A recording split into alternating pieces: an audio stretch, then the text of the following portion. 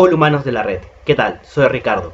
Hoy, en Crítica Filosófica, veremos la distinción entre amigo y enemigo de Carl Schmitt y qué tiene que ver esto con la pandemia actual. Vamos hacia allá.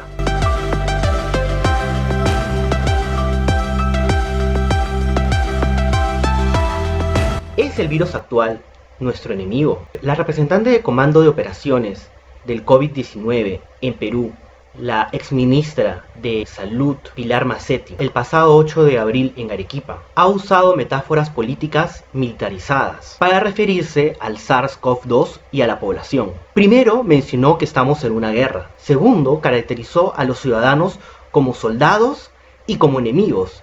¿Por qué? Porque cada uno puede no pasar el virus, ser un soldado, o puede pasarlo, ser un enemigo. Por último, dijo que no hacer nada sería traición a la patria. Y bueno, en Perú, la traición a la patria en guerra está penado con pena de muerte. En otras palabras, Massetti está insinuando que quien no actúa podría ser condenado a muerte. ¿Qué tan lejos puede llegar esta metáfora? El jurista alemán Carl Schmitt signó como la esencia de lo político la distinción entre amigo y enemigo.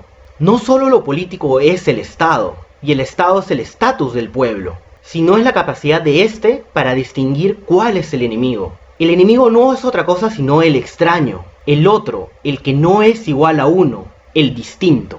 Carl Schmitt insiste que esta distinción es política, no moral, no psicológica, política. El enemigo es enemigo en tanto es enemigo público. Es un concepto, más bien, que debe ser tomado en su sentido más existencial y concreto. Schmitt por eso diferencia entre hostis, el enemigo político, e inimicus, el enemigo personal, o en griego, polemios y ekphros. Dice Carl Schmitt a la letra, a un enemigo en sentido político no hace falta odiarlo personalmente. Este concepto, polémico en sí mismo, nos abre otro, que es la extremización de la enemistad, la guerra.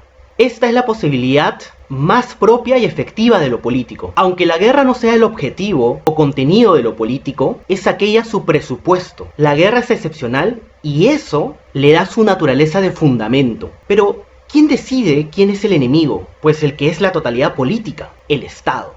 Y más aún, es el Estado el que tiene la competencia aterradora, dice Carl Schmitt, de declarar la guerra. Esto es, de asumir la consecuencia de disponer de la vida de las personas. Sujeta a los sujetos en su vida desnuda. El jus bellis, el derecho de la guerra, confiere el poder de matar y de ser muerto. Y para esto la guerra no tiene justificación ni moral ni jurídica. Solamente tiene justificación política. Es una instancia real y existencial. Por eso es lo que es aterradora. Carl Schmitt por eso afirma que la destrucción física de la vida humana no tiene ninguna justificación, claro, a no ser que se produzca en el estricto plano del ser, como afirmación de la propia forma de existencia, contra una negación igualmente óntica de esta forma. Por eso, una guerra humanitaria es una mentira, y una de las más draconianas. La política liberal quiere eliminar esta distinción entre amigo y enemigo, y eliminar así el lenguaje bélico de la guerra. Suplantar al Estado por la humanidad,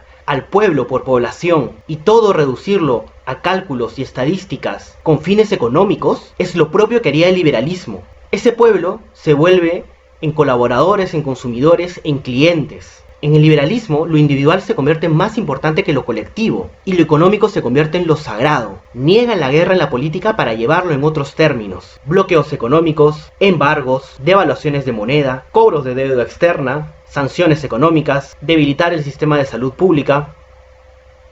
¿Acaso el liberalismo, con su imperialismo económico, no tiene la suficiente tecnología como para matar de manera sutil? Ahora bien, dice Carl Schmitt, al adversario ya no se le suele llamar enemigo, sino que por estar en contra de la paz del orden mundial, se le coloca fuera de la ley, fuera de la humanidad, y como tal se le podría hacer lo que sea y quedar impune. Actualmente en Francia, ahora el presidente Emmanuel Macron ha llamado al SARS-CoV-2 como el enemigo invisible y le ha declarado la guerra. Estamos en guerra contra él, afirma Macron.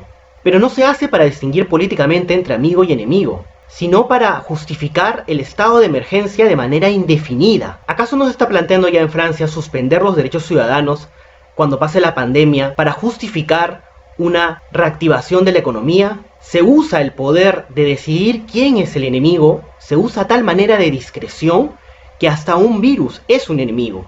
Y esto es el pretexto perfecto para quitarle todo el poder al ciudadano y para reactivar la economía. Y el enemigo ya no es un hostis, sino es un inimicus. El SARS-CoV-2 pasa a ser el inimicus, el enemigo. Y por eso es que podemos hacer una guerra contra el virus. La doble realidad óntica del peruano, según Pilar Massetti, es entonces inminentemente política. Y el problema no es el uso militar que hace ella, sino la finalidad y consecuencia de su lenguaje. ¿En qué queda un peruano que es a la vez soldado y enemigo? Su no acción, que lleva a la traición a la patria y por ende a una pena de muerte tácita, ¿no es un mecanismo de entrega del ciudadano a su vida desnuda y que se le puede dar muerte y quedar impune? Hace solamente una semana, policías tomaron a un ciudadano, le dieron muerte en Ica, al sur de Lima, y el fiscal levantó el cuerpo y dijo que había muerto de COVID-19. Simplemente se le puede dar muerte a los ciudadanos porque estamos en guerra, y una guerra a un enemigo que se le ha dado la calidad de enemigo a discreción. Se puede matar a alguien y quedar impune. Estamos en un estado de excepción total. ¿No se está usando entonces la guerra como un sustrato final para justificar un estado de excepción sin parangón?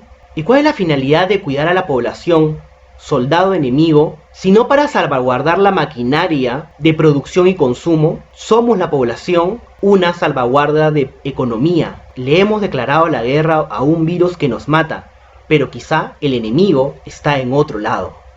Muchas gracias por verme, nos vemos en otra ocasión con más filosofía.